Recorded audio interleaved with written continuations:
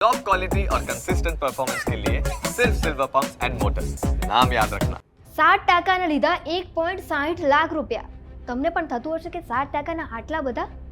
વિશ્વાસ નહીં થતો હે ને? પણ આ સાચું છે. નમસ્કાર, ન્યૂઝ કેપિટલ ડિજિટલ સાથે હું છું પારુલ. આ કિસ્સો છે રાજકોટનો. વોકહાર્ટ હોસ્પિટલે એક બાળકને 7% લેવાનું બિલ 1,27,000 પ્લસ ટેક્સીસ આપ્યું છે. એટલે કે આ આંકડો 1,60,000 અટક્યો છે.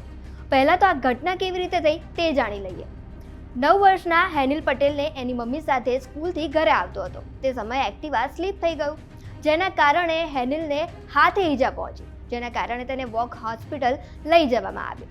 અમે ત્યાં સીધા વોકહાર્ટ હોસ્પિટલે એડમિટ થયા ત્યારે લગભગ 7 અને 10 મિનિટની આજુબાજુનો સમય હશે. છોકરો પણ હાલીને ગયો તો, બીજે ક્યાંય એને કોઈ જાતની ઈજા નથી, હાલીને જ અમે ગયા હતા. અને ત્યાં પણ વોકહાર્ટની અંદર અમે એડમિટ થયા ત્યારે પણ એ લોકો હાલીને જ ગયા હતા. સ્ટ્રેચર જાય બધું એવી કંઈ જરૂર હતી નહીં, પણ ગભરાઈ ગયો એકદમ હતો એટલે રડતો હતો. પછી ત્યાં અંદર ગયા એટલે ઇમરજન્સીમાં ડોક્ટર આવી અને એને જોયું, તપાસ કરી, હાથ પગ હલાવ્યા, બધે જોયું. પેલો ઘા તે ક્લીન કર્યો અને પાટો વાળી આપ્યો. પછી એ લોકોએ એમ કીધું કે તમારે આને સ્ટીચ લેવી પડશે. મેં કીધું કાંઈ વાંધો નહીં. તો કે મેડિક્લેમ છે? એટલે મેં કીધું હા મેડિક્લેમ છે. તો કે એડમિટ થઈ જાય. એટલે મેં કીધું કાંઈ વાંધો નહીં. એટલે અમે મેડિક્લેમમાં એડમિટ થઈ ગયા અને રાતના કંઈક 10 અને સમથિંગ એના પછીના ટાઈમની અંદર એને સ્ટીચ લીધી. સ્ટીચ લઈ અને પછી પાછો તરત એને બેડમાં તે મૂકી ગયા એટલે એ સૂઈ ગયો. સવારમાં ઉઠ્યા તમે કીધું અમને ક્યારે રજા આપશો? તો કે મેડિક્લેમનો નિયમ હોય છે કે ભાઈ 24 કલાક તો એડમિટ કરો. મેં કહ્યું કંઈ વાંધો નહીં, 24 કલાક એડમિટ રાખો. બીજું 10 અને 40 મિનિટની આજુબાજુમાં છેટ અમને લાસ્ટમાં રજા આપી અને ત્યારે અમને બિલ આપ્યું. જ્યારે બિલ આપ્યું ત્યારે અમે એનો ફિગર જોયો, 1,60,910 રૂપિયાનું બિલ છેલ્લું હતું. અને એની અંદર અમને ન સમજી શકાય એવા બધા બિલ એડજસ્ટ પ્લસ માઇનસ કરેલા.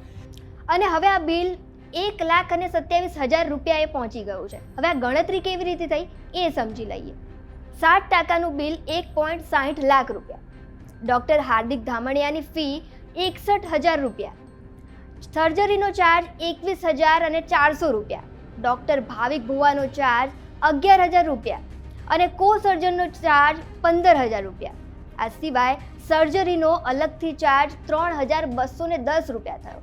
ઇમરજન્સી સર્જનનો ચાર્જ 9,168 રૂપિયા અને આ સિવાય એનેસ્થેસિયાની ફી 1,650 વસૂલવામાં આવી. આ સિવાય બીજા એક કો સર્જનનો ચાર્જ 2,250 લેવામાં આવ્યો. ફાર્મસીનો ચાર્જ 3,044 લેવામાં આવ્યો. આ રીતે ટોટલ ચાર્જ 1,27,000 લેવામાં આવ્યો. આ કુલ મળીને બિલ 1,27,000નું થયું. પણ બધું અમાઉન્ટ એમાં જે રીતે એડ કરવામાં આવી એ જોઈને પહેલો સવાલ તો એ થાય છે કે 61,000 ડોક્ટરનો ચાર્જ કેવી રીતે? સાહેબ, શેનો હપ્તો બાકી હતો કે તમારે આટલો મોટો તગડો ચાર્જ લેવો પડ્યો? અને જો મેડિક્લેમ છે તો આટલું બિલ આવ્યું, તો મેડિક્લેમ ન હોય તો 7%નું બિલ કેટલું આવે? હાલ આ પરિવારે વોકહાર્ટ હોસ્પિટલ સામે કાનૂની કાર્યવાહી કરવાનો નિર્ણય કર્યો છે અને તેમની માંગ છે કે આરોગ્ય મંત્રી અને મુખ્યમંત્રી આ હોસ્પિટલ પર કડક કાર્યવાહી કરે.